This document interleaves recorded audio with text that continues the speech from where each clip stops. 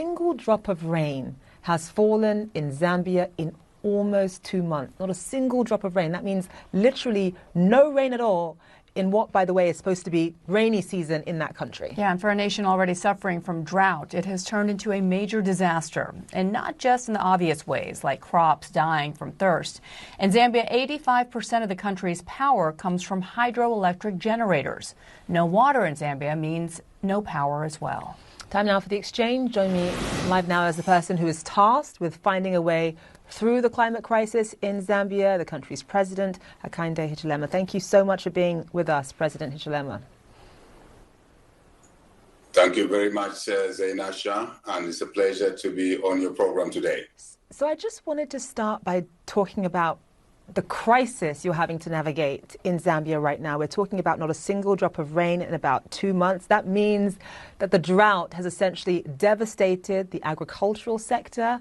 It has meant a lack of food. It's meant significant food insecurity. And also you are having to ration power right now. Just explain to our audience who may not know what Zambia is going through right now. Zambia is going through the worst drought ever. 100 years, around that period, we've not seen drought like this. We have 6 million people that are facing, a risk of food shortages. We have basically, water supply, which is supposed to drive our green energy, I must say, for that matter, because we're 85% of our energy green already, hydro, power. That is being affected negatively, hugely negatively. And it means our economy will be slowed down, could be slowed down, will be slowed down, because we need, as you know, energy to drive the economy. Then the food security, insecurity situation, it's a double insecurity, food insecurity, energy insecurity, then we have a national insecurity. And it's a matter driven largely by climate change. Climate change that the world has been talking about, but we have not been doing much. I know we've talked a lot, but we've not done much. So therefore, this year, really, Zambia is seeing something we've never seen before. This is supposed to be the time when our crop of staple food, maize, is basically maturing or close to, but it's gone, wiped out. In 6 of our 10 provinces, the crop is gone. This is terrible.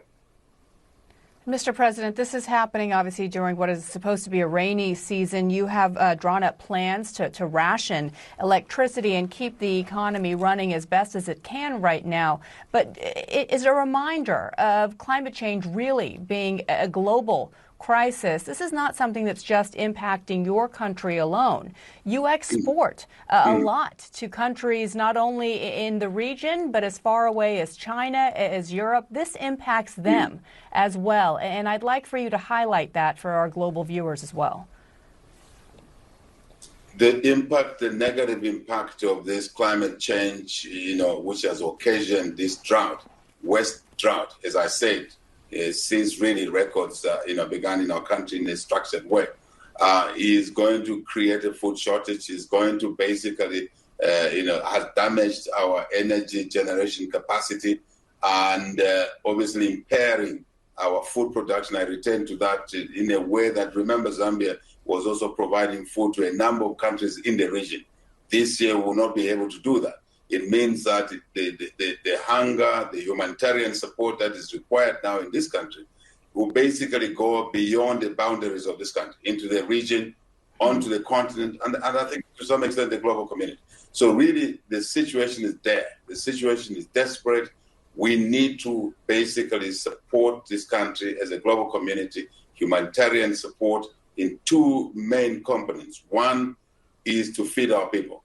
So we shouldn't get our people to die of hunger. Number 2, to basically gravitate the country now towards what we call agriculture based on irrigation, water harvest, irrigation, precision irrigation, so that we can secure our food supplies, not just this year, but into the future for the region, for the continent. And Zambia needs to be a net contributor to the global food basket. So the impact is huge. The impact also will be seen in the limited energy that we need to basically exploit our mineral resource endowment, which very, very much provides an opportunity as critical minerals, copper, cobalt, nickel, manganese, lithium-based minerals, to transit, for the world to transit into green energy, by and large, electrical vehicles, by and large. So this is a global impact, and we call upon colleagues,